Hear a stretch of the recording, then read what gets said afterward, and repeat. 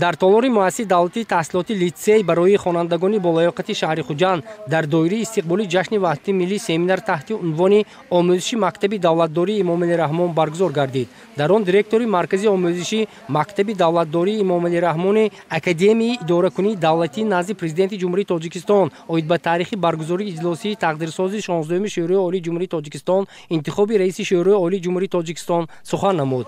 در سخنرانی خود موصوف قید نمود که سال 1992 در روزهای بسا حساس در قصر تاریخی ارباب با اشتراک زیادی وکیلان رئیس شورای عالی جمهوری تاجیکستان انتخاب کرده شده بود.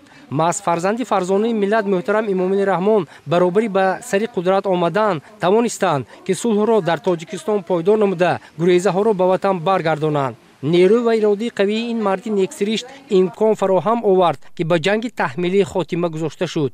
محض با تلاش و کوشش های پیوسته راهبری دولت گریزگان به وطن برگشتند. گفته شد که در همین اجلاسیه لایحه کنستیتوسیا قبول گردیده 6 نوامبر سال 1994 به طور رایپرسی بار اول آن قبول گردید. در همین سال محترم امام علی رحمان به حیث پرزیدنت جمهوری تاجیکستان انتخاب گردیدند.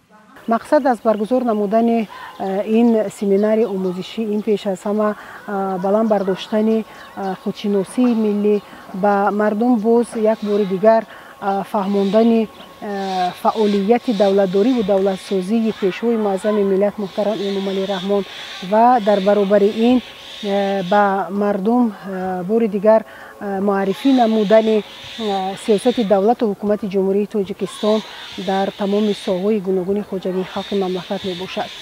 در ادامه همایش دیرکتوری پژوهشگاه اداره کنی دولتی و خدمت دولتی اکادمی اداره کنی دولتی نزد پرزیدنت جمهوری تاجیکستان سخن کرده از تاریخ پیدایش دولتداری تاجیکان اظهار نظر نمود. ببینید که امسال در پیام پیشوای ملت اعلان شد 2550 سالگی اعلامیه حقوق بشر کوروش کبیر.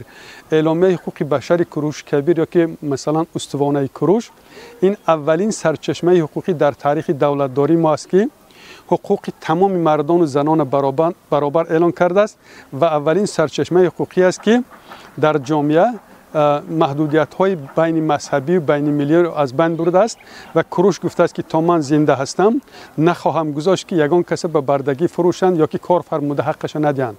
یعنی در حقیقت انمی حجتی که ما داریم سرچشمه دولتداری ما از دوره سغد و باختر و خوارزم و هخامنشی ها بعد اشکانی ها بعد ساسانی ها یعنی تا زمان اسلام یک نقطه بلند دولتداری ما نقطه بلند رشد فرهنگ نظام معارف بود. ببینید که ما مکتبی عالی داشتیم با نام دانشگاه گند و شابور متخصصان کسبی ساحه طب و دیگر ساحه تیار میکرد. امروز در تاجیکستان در حقیقت زمینه‌های حقوقی بلند برداشتن مقام زن در کشورهای پساشوروی یکی از بهترین است و امروز زن حقوق دارد که در تمام حیات جمعیتی اشتراک کند و این برد جامعه ما است.